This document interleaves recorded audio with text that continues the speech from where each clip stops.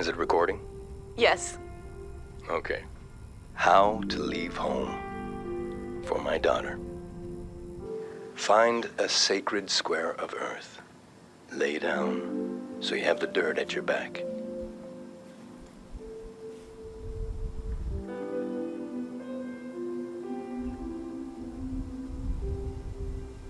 Close your eyes.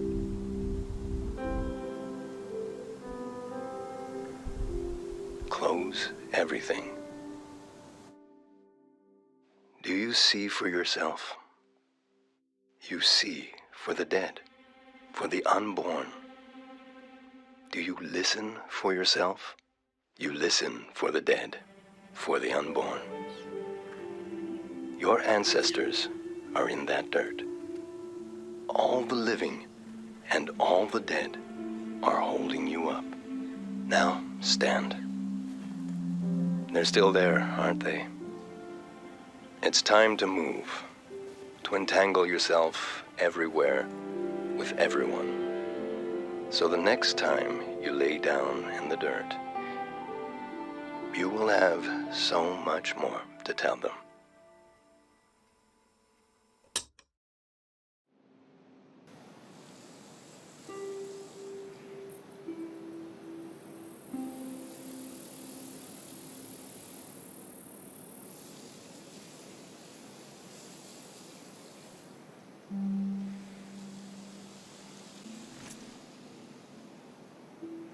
I've always wondered what's on the other side of this gate. Today, I'll find out.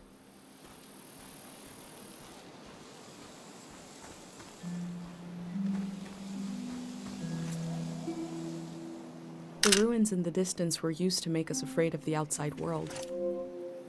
Dangerous and impossible to reach, they said.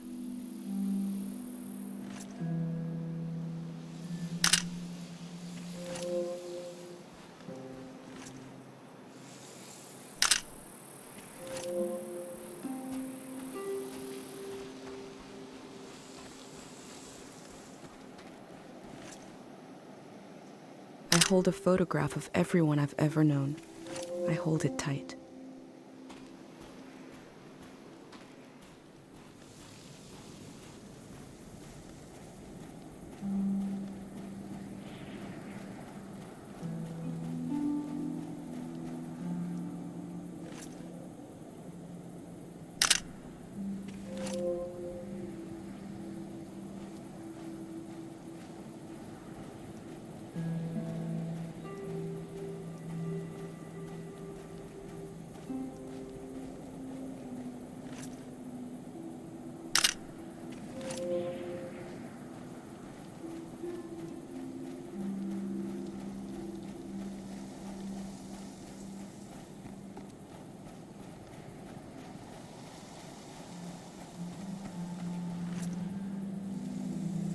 Tate fixed up 3 bikes instead of 1.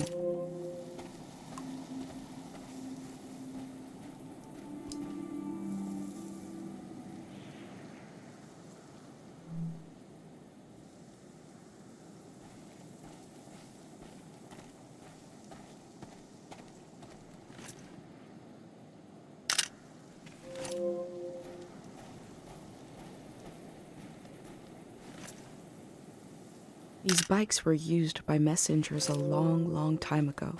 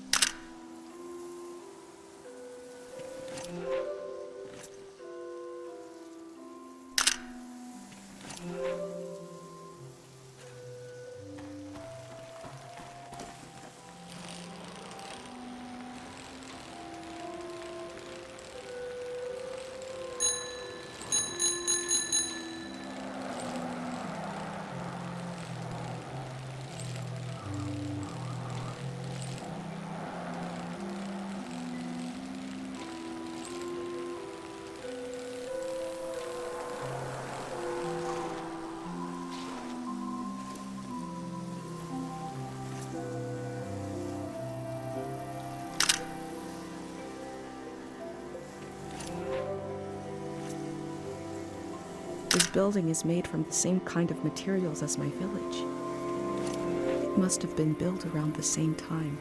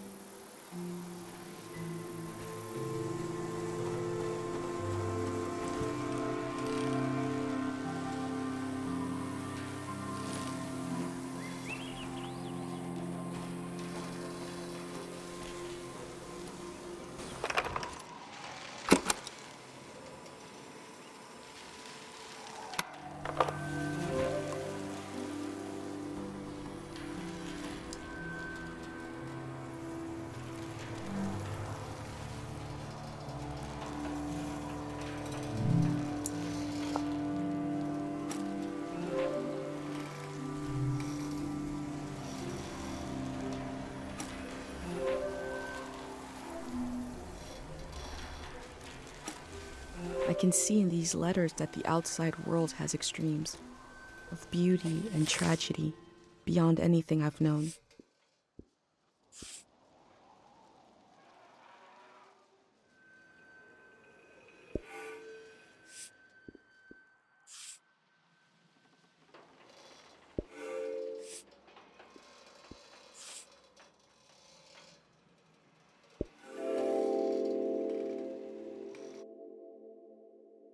I feel nourished in these sights by the unfamiliarity of it all. These means of connection, long in disuse, are certainly telling me something about the world. Will they be used again in the next season?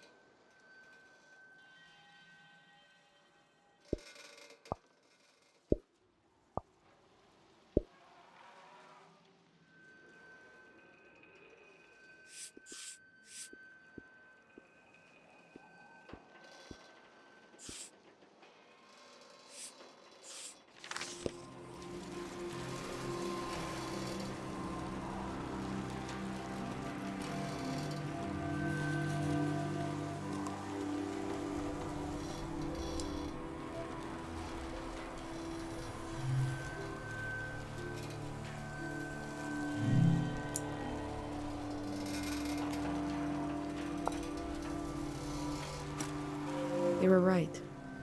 The letter never made it. The season before this one, the war, seems so horrible.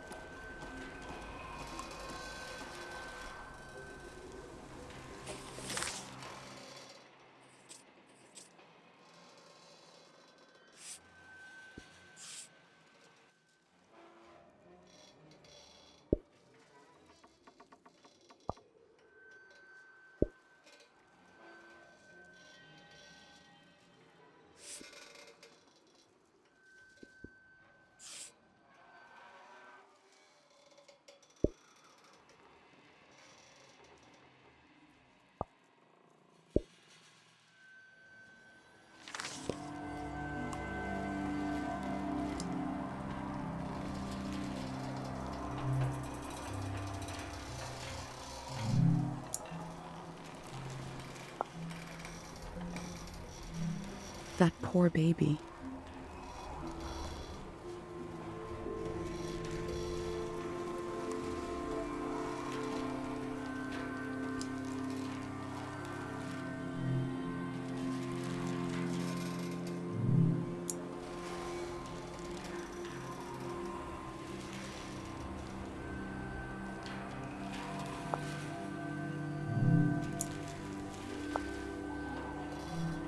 Before setting up in Kero village, Dr. Fumio roamed the land curing people. It must have been hard when he wasn't around anymore, especially for people who couldn't travel to the village.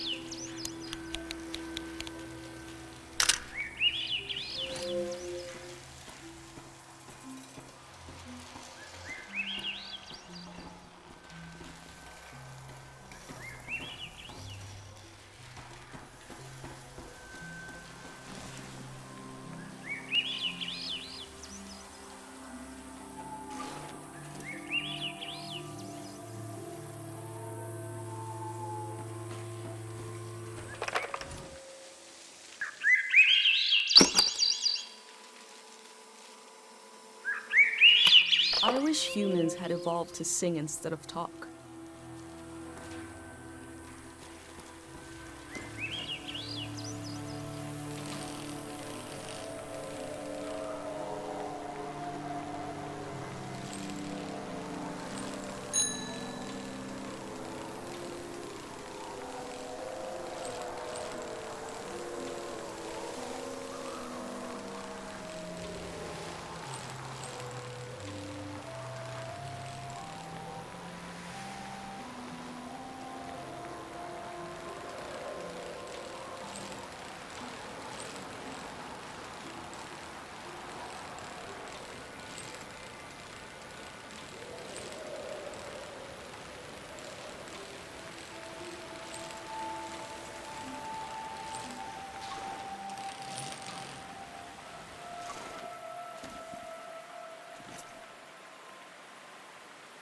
From the village, these cranes look like little creatures, grazing.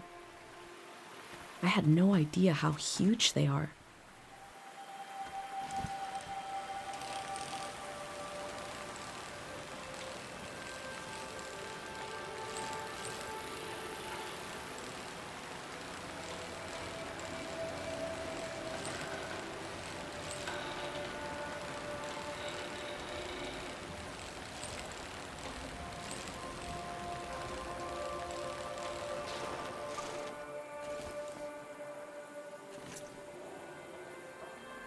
I heard at some point the tides got less predictable.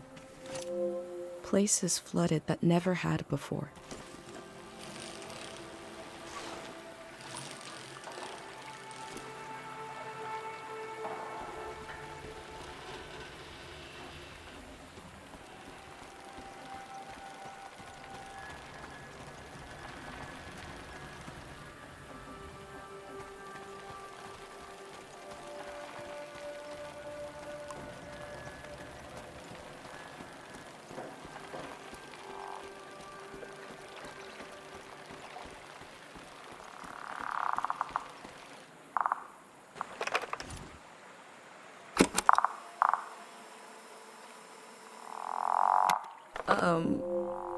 I forgot what I was going to say.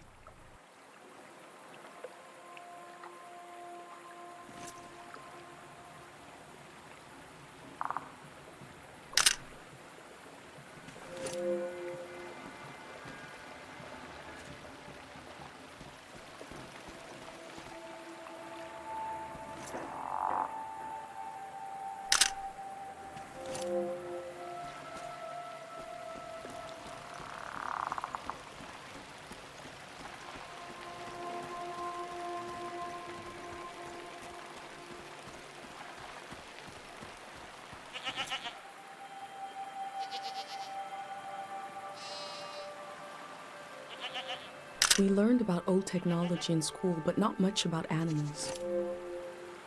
What are these creatures?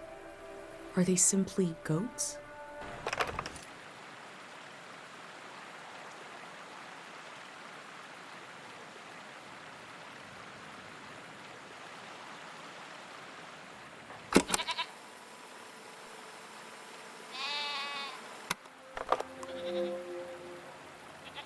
My first time petting an animal. I think it went pretty well.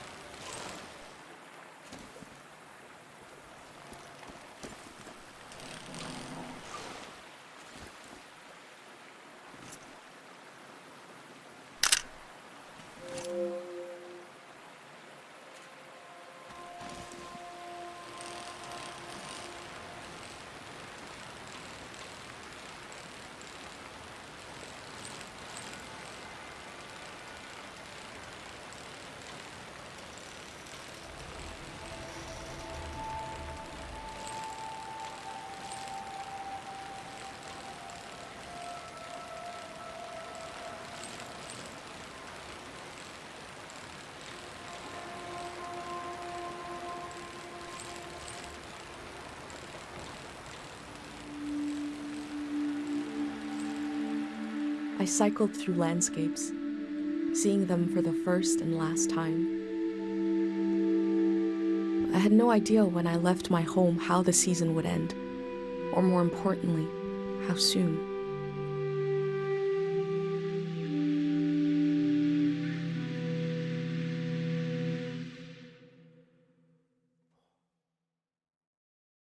On a cold, damp day, I feel true loneliness for the first time.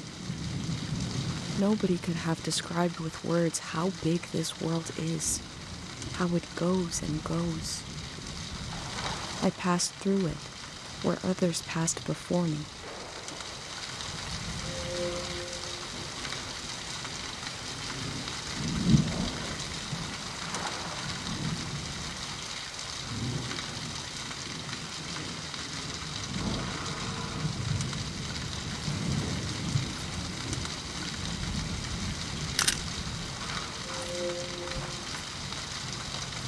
The blades turn, but I bet they don't generate any power.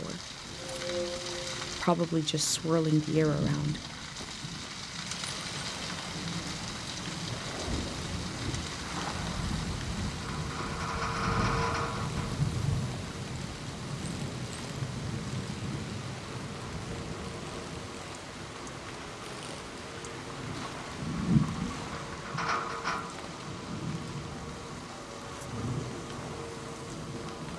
This person wanted the season to change. Why?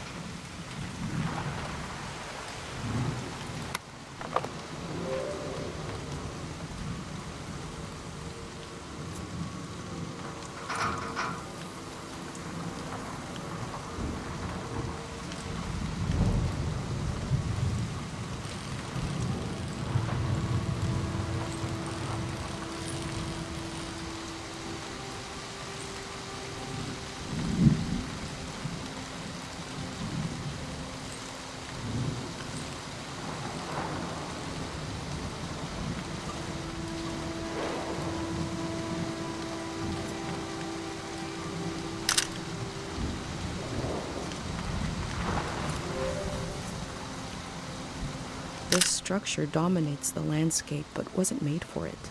It's for passing through, for moving elsewhere.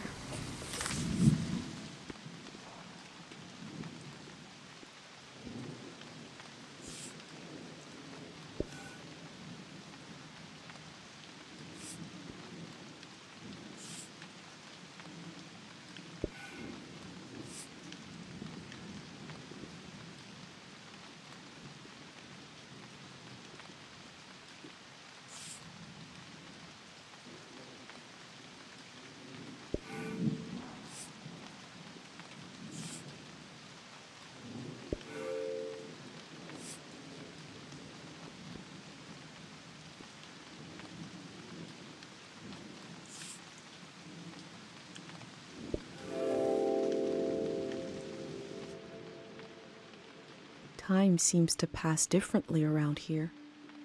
I feel so heavy and so light at the same time. I'm not really alone. I'm with myself. I'm with the earth.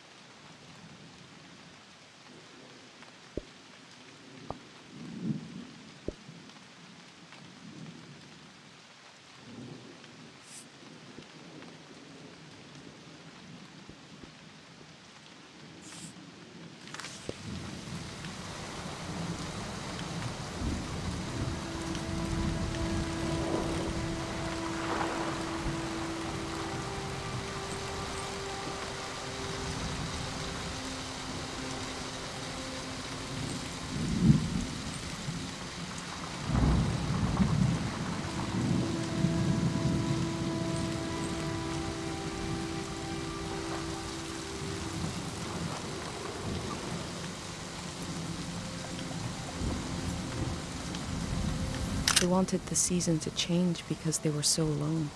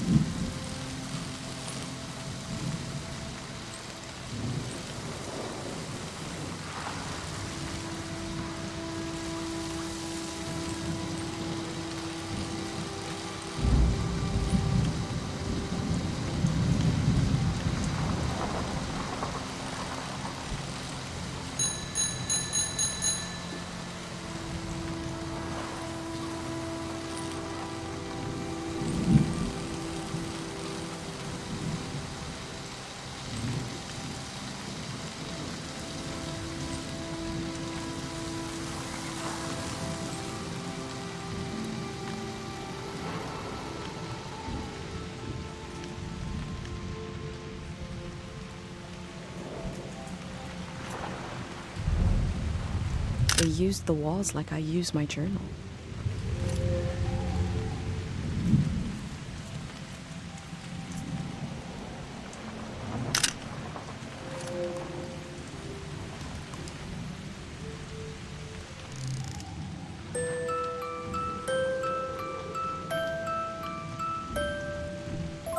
One melody is like me out here alone.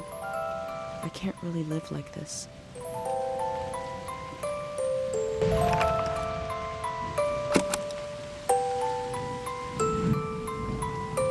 I have a feeling they use these music boxes to fall asleep.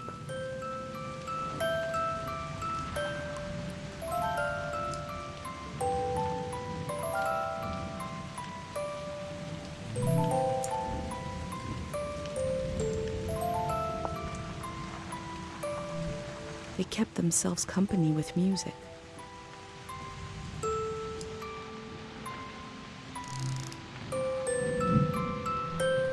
Two voices is like me and my mom. We can survive.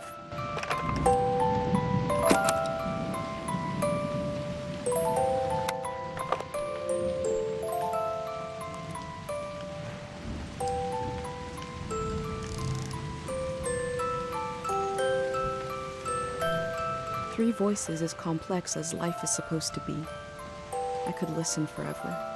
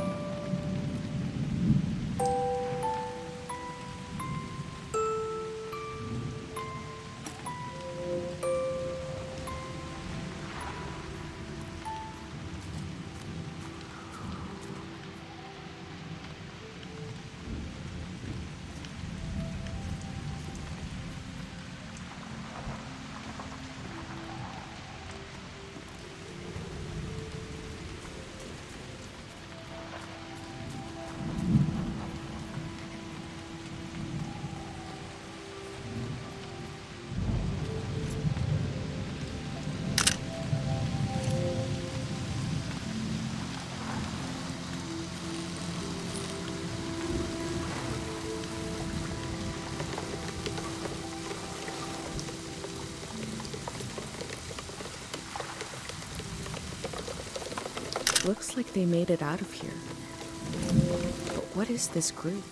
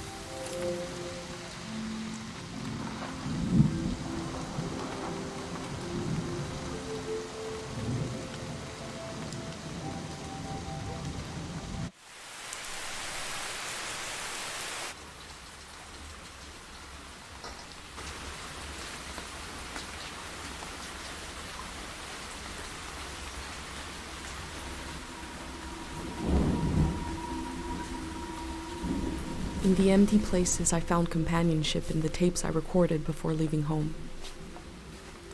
The elder told me the story of her life. I listened back to it, ready to note down anything that seemed important.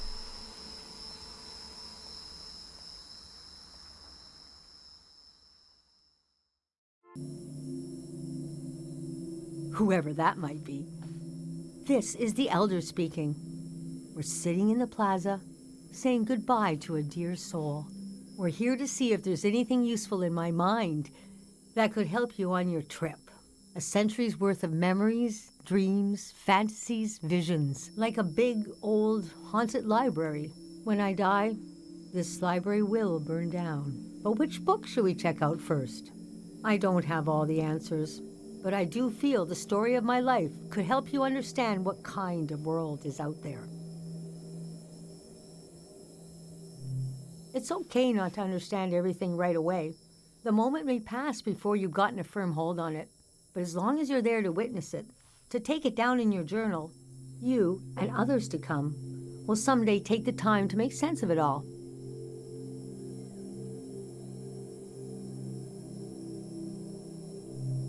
Francis Cale, if you must know. You can call me Frank. Or Elder. Or the Elder. Or Elder Frank. You know, whatever. I don't care. I was born on the ocean. My mother and father worked on a cruise ship, the short-lived but glorious Watery Republics, floating cities. Most won their independence by the time I was born. How can I describe them? They were a jewel of the golden season, pleasure boats with a radical political program. The golden age was a time of flags, logos, mottos, mastheads. My mom taught me to read them. She was the ship's philosopher. My dad was a recycling engineer. Recycling on the ship was a matter of life and death. We had to get the most out of every object and watt of energy.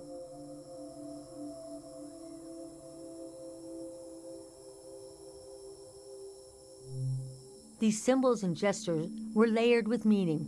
There are signals in the way you might move your hands or close your eyes. Her job was to manage the symbols and their meanings. She designed the ship's flag, for example. Let me draw it for you. After the war, people were disgusted with groups and symbols. Keep an eye out on your trip. I bet you won't see a signal flag flying. Her name was Augusta Cale.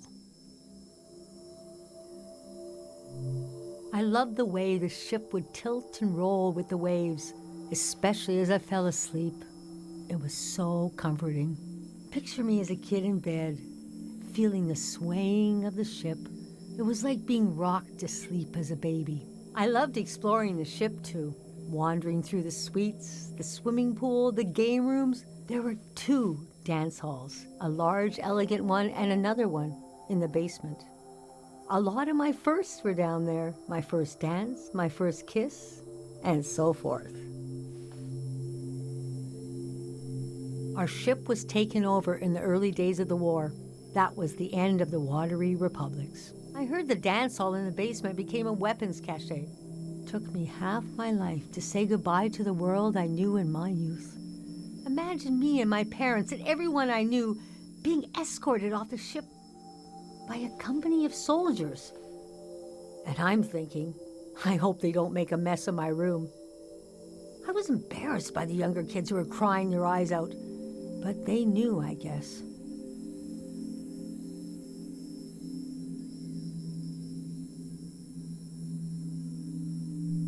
Yes, the start of the war was a turning of seasons, and we had been warned the season was going to end. Oh, but we didn't understand the warning. You see, one night, along a coastline, we saw beautiful lights shimmering above the water.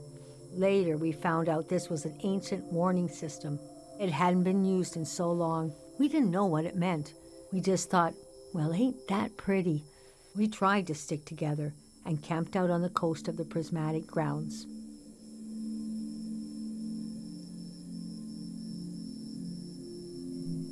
I thought it was all temporary.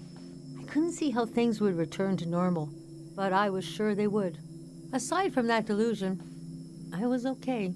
Are you sure you want me to keep going? The story gets darker from here on. Okay, so conditions in the camp were getting worse. My mom got lost in thought for long periods of time. She'd be completely still for hours, days even. We realized she caught, well, now we call it time misperception disorder. It's when you lose your ability to tell how much time is passing. A minute can feel like an hour. A day can pass in 10 seconds.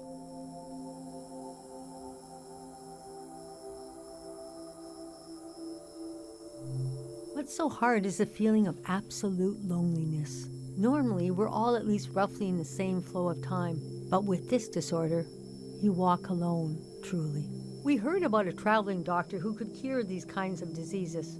I decided to go find him. I found out his name was Dr. Fumio, and he traveled with his son Lucio. People talked about him like he was a god.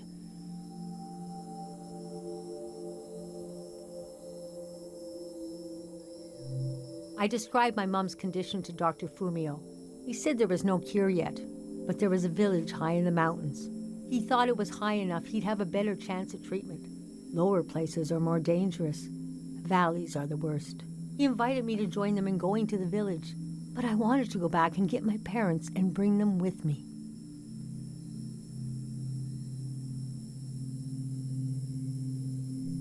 I packed my things and got ready to leave the next morning. That night, my mom came to me in a dream. She was standing in a field of flowers. I'd grown since I last saw her. We were the same height. She pressed a finger hard into my palm. She taught me well. I knew the meaning of the gesture. I knew no matter what I did, I'd never see my parents again. In the morning, I told Dr. Fumio I would follow him to Karo village. The next few weeks were very physically tiring, hiking, climbing.